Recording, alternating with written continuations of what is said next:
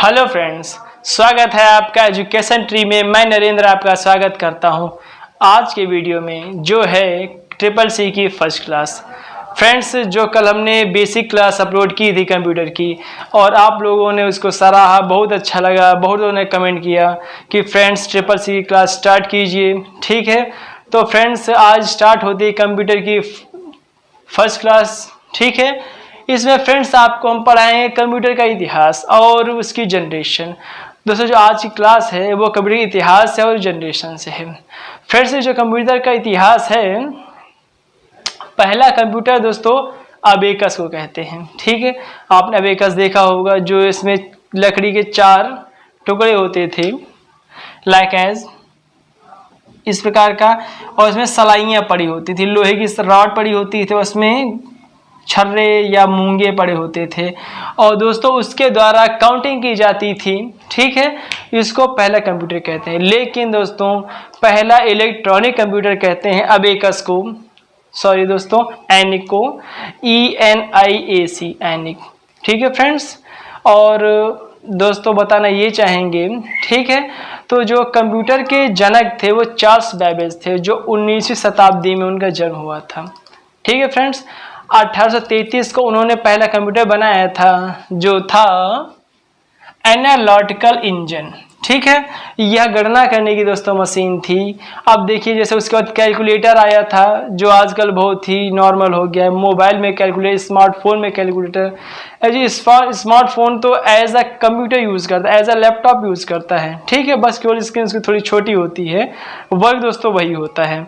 अब आपको दोस्तों इसके प्रकार से हम बताएंगे, जो एनालिटिकल इंजन था उसका निर्माण 1833 में किसने किया था? चार्ल्स बेबेज ने, जिसका यूज कैलकुलेशन के लिए हुआ था। और दोस्तों यूनिवैक 1946 में पहली कंपनी स्थापित हुई थी, ठीक है, कंप्यूटर के लिए। ठीक है, और फ्रेंड्स अब देखिए दोस्तों, हम पहली पीढ़ी में आते। दोस्तों पहली पीढ़ी का प्रकार ये है कि जो पहली पीढ़ी में कंप्यूटर बने थे वो कंप्यूटर बहुत बड़े थे, एक एक मकान के बराबर, एक एक रूम के बराबर, एक एक घर के बराबर इतने बड़े बड़े कंप्यूटर होते थे दोस्तों। क्योंकि उसमें जो यूज़ होता था उसमें वैक्यूम ट्यूब यूज़ होता था। और दोस्तों जो उसका मैकेनिज्म था, ठीक है, वह बहुत ही पुराना, मतलब स्टार्ट हुआ था दोस्तों, तो बहुत ही बड़ा उसकी मशीन बहुत बड़ी बड़ी होती थी। ठीक है, और जो वैक्यूम ट्यूब जिसे ट्राइड वाल्व कहते हैं, उसके प्रयोग से दोस्तों उसमें बहुत ज़्यादा एनर्जी निकलती थी, लॉट ऑफ एनर्जी निकलती थी। ठीक, जिससे ज़्यादा दोस्तों बहुत ही ऊर्जा उत्पन्न होती, बहुत ही ऊर्जा भी खाता था। और दोस्तों ये बहुत ही स्थान घेरते थे कंप्यूटर और बहुत ही बड़े होते थे। जो आजकल के 5वीं पीढ़ी कंप्यूटर वो एक टेबल में आ जाते हैं और उससे भी छोटे हो जाते हैं, जिसको हम आराम से कैरी कर सकते हैं, जैसे लैपटॉप, कॉम्पटॉप, हम उसको आराम से कैरी कर सकते हैं। ओके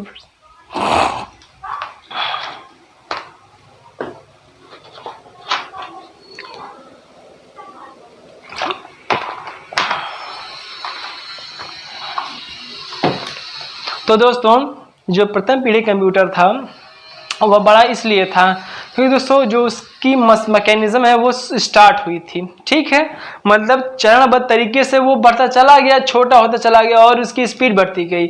इसकी दोस्तों जो प्रथम पीढ़ी कंप्यूटर है उसकी स्पीड बहुत ही स्लो थी।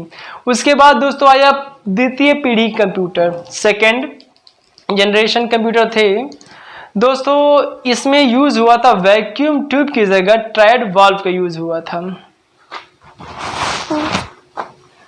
ठीक है फ्रेंड्स, जो इसमें ट्रांजिस्टर का यूज हुआ था दोस्तों। आप लोगों ने गांव में अधिकतर ट्रांजिस्टर देखा होगा, शहर में ट्रांजिस्टर होगा। ठीक है फ्रेंड्स, वो एक काला काला ऐसे ऊपर था, उसके नीचे 3 टांगे थी। ठीक, उसको दोस्तों कहते थे ट्रांजिस्टर। जो इसके यूज से दोस्तों क्या हुआ, कंप्यूटर का आकार और छोटा हो गया और थोड़ा उसकी स्पीड बढ़ गई। मतलब पहले तो बहुत कम थी और स्पीड बढ़ गई सेकेंड जनरेशन कंप्यूटर में। एंड फ्रेंड्स जो उसके बाद और दोस्तों जो आपका सेकेंड पीढ़ी कंप्यूटर था, इसका जो पहला कंप्यूटर IBM कंपनी ने बनाया था, IBM 1401। पहला कंप्यूटर बनाया था IBM ने, 1401 आईसी नंबर था उसका।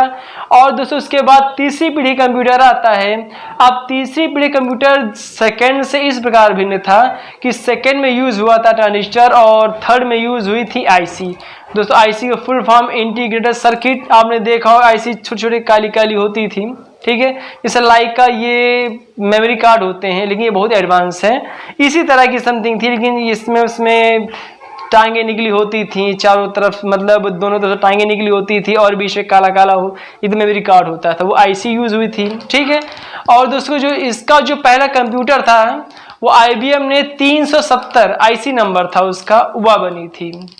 ओके फ्रेंड्स, उसके बाद जो चौथी पीढ़ी आई उसमें यूज हुआ था माइक्रो प्रोसेसर।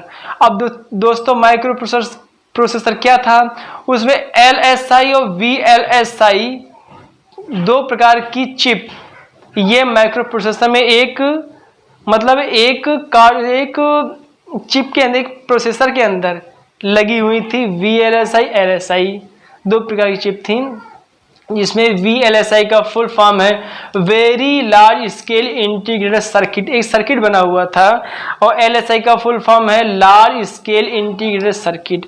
दो IC यूज से माइक्रो प्रोसेसर बना था और उसका यूज हुआ था चौथी पीढ़ी के कंप्यूटर में।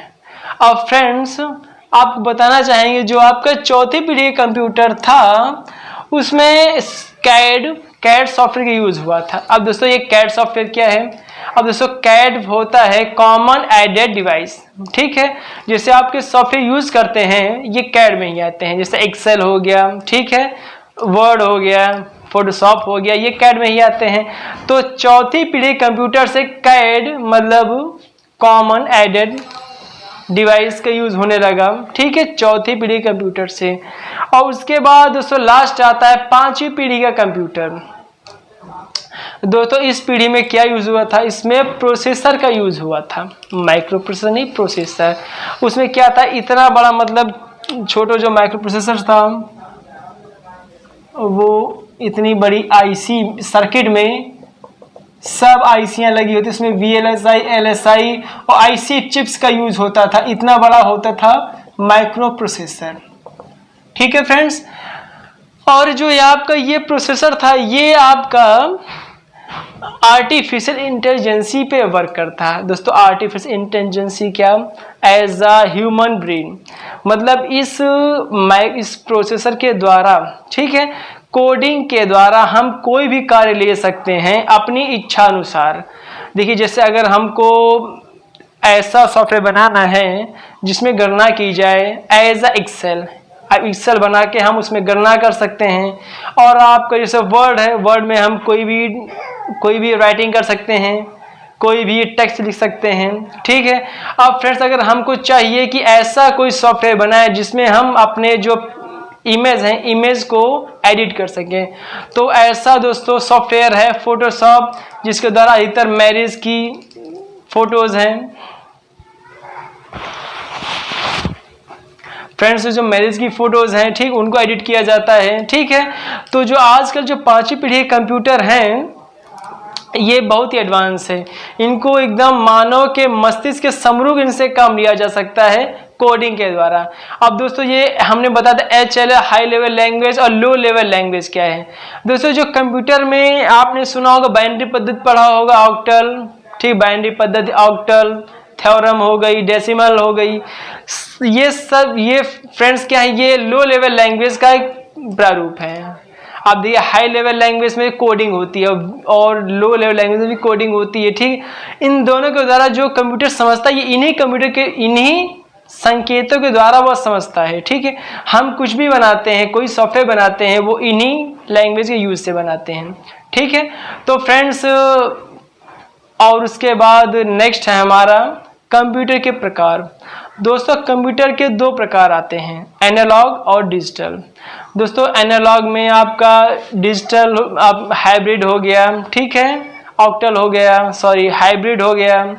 और फ्रेंड आपका जैसे एनालॉग कंप्यूटर में के अनुरूप एनालॉग कंप्यूटर के प्रयोग दोस्तों होता है, ठीक है, जैसे हाइब्रिड है, लैपटॉप है, पाम टॉप है, डेस्कटॉप है, ठीक है फ्रेंड्स, वो आता है डिजिटल के थ्रू और एनालॉग के थ्रू हाइब्रिड है। और दोस्तों आते हैं, तो फ्रेंड्स आपके लिए वर्क है हमारे कमेंट में एनालॉग और डिजिटल कंप्यूटर के प्रकार को बताइएगा। ठीक है फ्रेंड्स, क्योंकि दोस्तों जब आप इसको थोड़ा पढ़ेंगे तो हमारी जो दूसरी क्लास है कल हम कंप्यूटर के प्रकार इनसे स्टार्ट करेंगे। ठीक है फ्रेंड्स, तो जब आप उसके बारे में पढ़ेंगे उसके बाद हम थोड़ा अध्ययन करेंगे, गहन अध्ययन नहीं अध्ययन करेंगे, और फिर उसको जब हम आपको बताएंगे तो वो आपके समझ में कुछ ज़्यादा आएगी। ठीक है फ्रेंड्स, तो आप लोग थोड़ा होमवर्क कीजिएगा, हमें अपने मेरे कमेंट्स में जो नीचे जो वीडियोस के कमेंट में